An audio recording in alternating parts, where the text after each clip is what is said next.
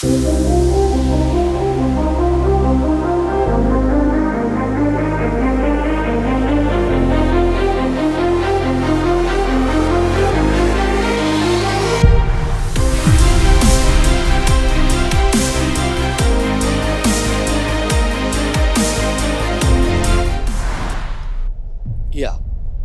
the evolving landscape of shipping actually creates a sort of new direction and path.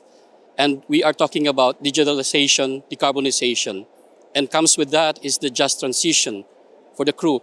And my main concern from the sector for where I came, Manila office, which is dealing more with the seafarers documentation, the seafarers department, our priority is always the key for the safety that our crew that we send on board are properly certificated, competent, and proficient.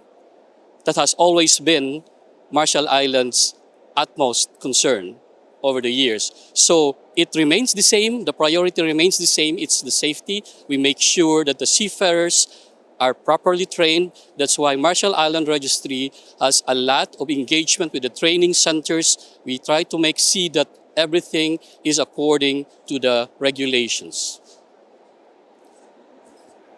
Thank you. Well, I see international shipping as the backbone of economies around the world. And in an ever-changing environment with additional challenges all the time, the sector will need to be able to adapt in order to maintain its critical role and its vital role in that regard. So what I see an industry that continues to modernize. It continues to become an agile industry that can adapt and address all the various challenges and risks that come across its way, but at the same time also provide a career pathway, an industry that is something that newer generations can look forward to.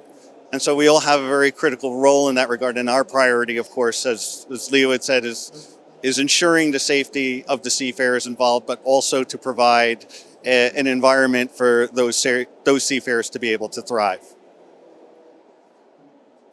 Thanks, Andrew. It's really good to be here at Posidonia. This is a great opportunity, I think, for us to talk about some of the things that we are of value most. Again, as Nick and Leo both said, safety of our seafarers, safety of our ships. We look at that in three principal areas: quality, the quality of our fleet. I specialize in making sure that the quality and that the ships are in compliance, actually looking at the inspection side of the house. And also what kind of value we can bring to our owners and operators in the field. So at Posidonia here, it's a really great opportunity to have those discussions, to talk about those things, and the open communication and the cooperation that we see between all facets of the industry.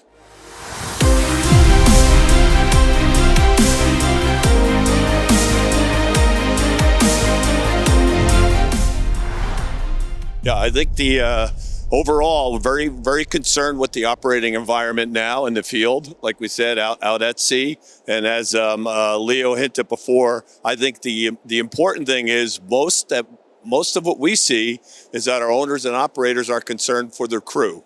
So as long as they keep that focus of making sure their crews are going to be safe and then take actions in accordance with making sure that the crews are safe, we can support them 100%, and we do that. And we have a whole staff that actually is working with the agencies that are involved in many of these conflicts, working to communicate some of the key points to them. And I think focusing on safety and that safe operations is the key to successfully navigating this current climate. I don't know if you have anything.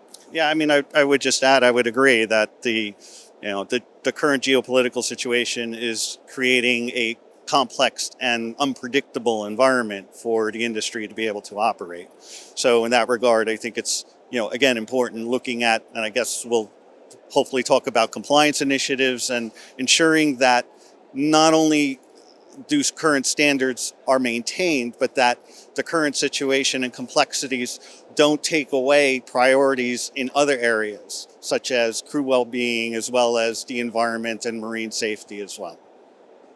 Did Do you want to add anything? Yeah, I can add something more from the perspective of the crewing agencies in Manila, especially in the Philippines. This tension had created some sort of a stress to the whole crewing industry, especially when it comes to the safety of the crew. And all manning agencies in the Philippines actually is regulated by a department in the government, it's a Department of Migrant Worker, which actually sends out issuances in terms of how ship owners, how operators should send crew on board following the IBF warlike operations and the high-risk security zones. They amended that continuously, being monitored by the government oversight and the Marshall Island Registry as a flag state. We are supporting them in a way, whatever they need from us. They call us from time to time. They ask if we are on top of things when it comes to safety of the crew, and we do, and we support. We have a good communication with the government in the Philippines.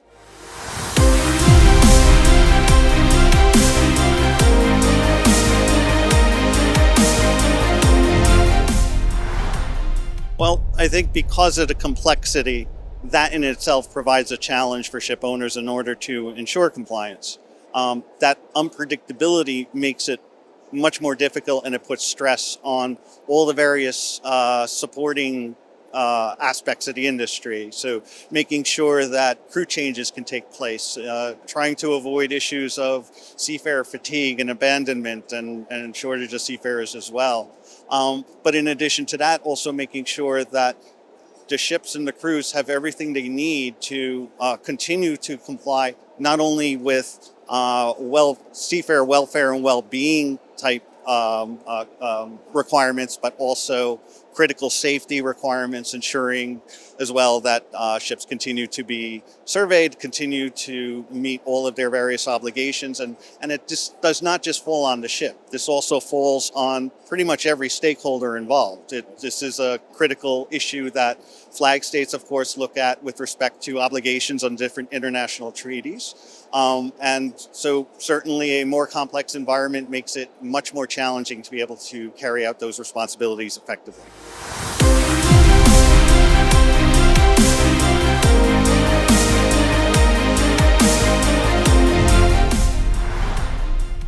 I think it's been helpful over the years, and I think it will continue to be helpful, because what is the principal thing we can do as a flag state to help our owners and operators out? I think it's how well we can influence and share our experiences with our owners and operators, and how they can share them back with us to improve safety on board their ships and to better look out for the crew, the welfare of the crew, ship safety, ship security in the current environment. And again, all that digitalization helps with us being able to share information in a faster and more efficient manner that will improve those overall outcome goals or outcomes of safety, security, environmental protection, and welfare of seafarers.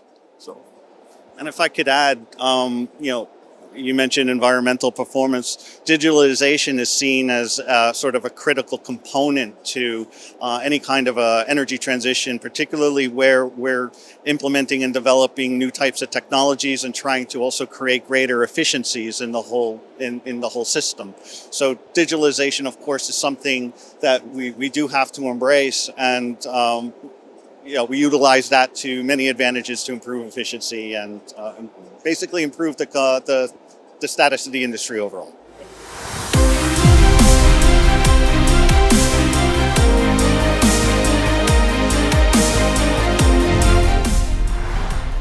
Well, one thing is the technical skills, the hard skills. It's given. All seafarers sent on board are certificated, are competent, and proficient. It's given. But one thing that I have always been talking about whenever I'm invited by your team in Manila for some talk is that we deal more of, we can complement the hard skills with the soft skills, which is very important to keep you in the business for a long time. Hard skills, technical skills, they evolve, new trainings and everything. But the soft skills, the communication, the leadership, strategic thinking. Those are very important tools, skills that is needed by the seafarers in both on board and onshore. They are badly needed for you to be able to continue move forward to the future of shipping. Do you want to add to that? Yeah, I just want to add to what Leo just said. Those soft skills are so important. If you, so these are some of the things that we're working on, trying to improve those soft skills of the crew. When we're out there doing a flag state inspection on a ship, we just don't go around to find deficiencies. We go around almost as a training session with the crew to see if they're aware of what are the major hazards on board that they should be looking at, and sharing, transitioning that understanding from our inspectors to the crews on board, and sometimes from the crews back to our inspectors, makes a real difference in overall compliance and quality of the fleet. And I guess just to add from a regulatory point of view, we're at a very interesting inflection point within the industry as well, with all of the complexity that's emerging today, as well as changes with the technology changes in the sector and the energy transition. Regulations need to keep pace. And so the International Maritime Organization is already embarking on a comprehensive review of the STCW convention to ensure training and certification standards keep pace with these changes, as well as a number of other initiatives in other areas that are really all meant to ensure that the same level of safety and integrity is in place as these situations continue to evolve.